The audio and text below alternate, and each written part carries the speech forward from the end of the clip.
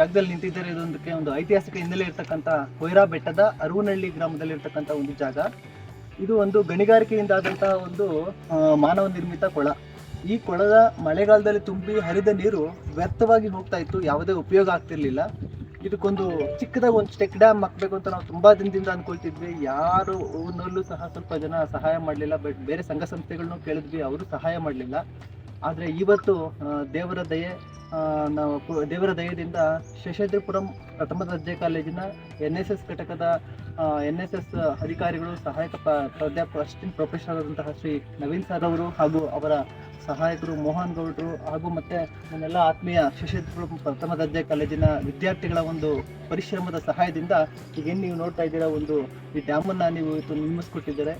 ನಿಜಕ್ಕೂ ನಮ್ಮ ಸಮಸ್ತ ಅರುವನಹಳ್ಳಿ ಗ್ರಾಮಸ್ಥರ ಪರವಾಗಿ ನಿಮಗೆ ತುಂಬ ಹೃದಯದ ಕೃತಜ್ಞತೆಗಳನ್ನ ಅರ್ಪಿಸ್ತೇನೆ.